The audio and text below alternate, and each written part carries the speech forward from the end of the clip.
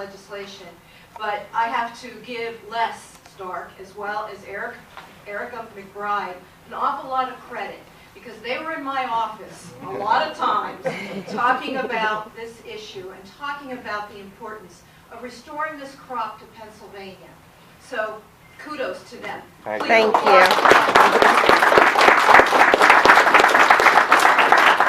As Les said, I am Judy Schwank. I'm a state senator who represents the 11th district in Berks County, as I like to say, the heart of Berks County, and very much so the agricultural portion of Berks County. I also serve as Democratic chair of the Senate Agriculture and Rural Affairs Committee. So this bill is right up my alley. This is really all about providing another crop for our farmers, for Pennsylvania, because it gives us options. This is a plant that has so many uses, and you've heard about some of them, and I brought some things along with me. I didn't realize we were going to have a couple of stores here today where you could actually buy these things, but I picked up some things at my local natural food store that I'd like to share with you. All right. Protein powders, oils. I even have a nut butter down there, as well as a hemp and chia and flax cereal. So that's a triple nutritious product there for us. What we're planning on doing today is to start to introduce Senate Bill 50, which would enable us to begin the production of hemp in Pennsylvania, following under the guidelines of the 2014 Farm Bill. Many of you, because I know you know a lot about this crop, recognize that when that Farm Bill was passed, there was authorization within it for states to begin pilot programs in the production of hemp. We want to establish, or we want our legislation to follow along those guidelines. So here are some of the things that will be within the parameters of that legislation. It will allow the cultivation, processing of hemp in research programs run by the State Department of Agriculture or accredited institutions of higher education. And here, naturally, we're thinking of places like our land-grant college, Penn State, or Delaware Valley College, which I used to work at, and also has an agriculture program. So we would be able to set up these test programs for agricultural or for academic research.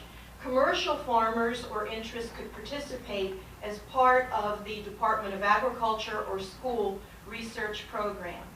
The authorized industrial hemp that would be permitted to be grown would have no more than 3%, 0.3%, let me be clear about that, 0.3% of THC, which is the psychoactive ingredient that we're all aware of, that is a part of both medical cannabis as well as the recreational use of cannabis. This in no way is similar to those plants, although it shares the same genus and species, which is Cannabis sativus. Nevertheless, they are very, very different plants. And the parts of the plants that are used for hemp production are very different as well. As you can see, we're talking about the stalks that you see that are quite woody, as well as the seed, where some of the products that I'm showing you here are derived from. If you really understood, as I've learned and researched this product, it might be classified as a superfood. If it were available to be grown here in Pennsylvania and sold, the seed that we would produce could be sold in Pennsylvania because it has such a high nutritive value. It's got so many good qualities to it.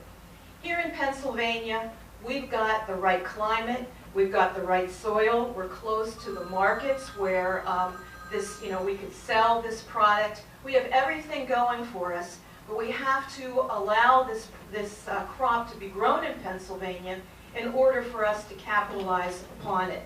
So thus we are introducing Senate Bill 50. It would establish a board within the Department of Agriculture, the Pennsylvania Department of Agriculture, that would license these plots and would actually give out the licenses to those who applied for them.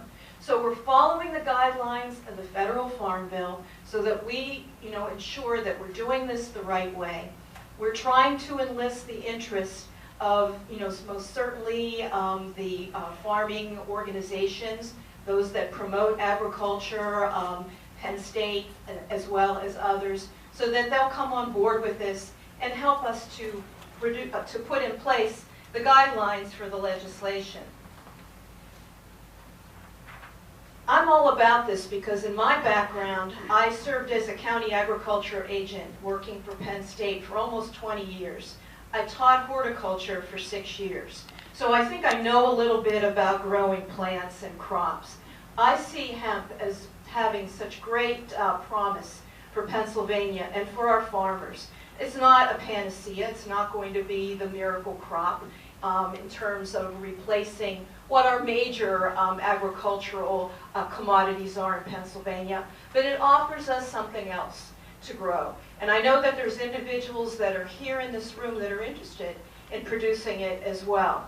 So I look forward, along with my colleague, Senator Mike Fulmer, to helping to promote this legislation. And every good politician or legislator always has something at the end, sort of an ask. Here's my ask for you. We need other senators to sign on to this legislation. We've sent out the co-sponsorship, and we're continuing to refine the bill itself, but senators can sign up for it. I know many of you out there know your elected officials.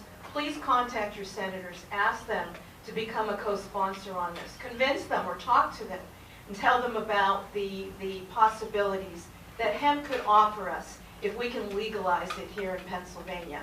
We have the perfect opportunity, and I really look forward not only to working with you on this, but as Les said, to seeing this growing on our farms, helping to improve our soils, work as erosion control as well, and giving our farmers another economic opportunity. Pennsylvania truly is just outstanding in terms of agricultural production in the United States. 20 other states have already legalized this crop. I think it's time that Pennsylvania get on the cutting edge of this too. Do you agree? Yeah. Yes. Yeah, let's go. Woo!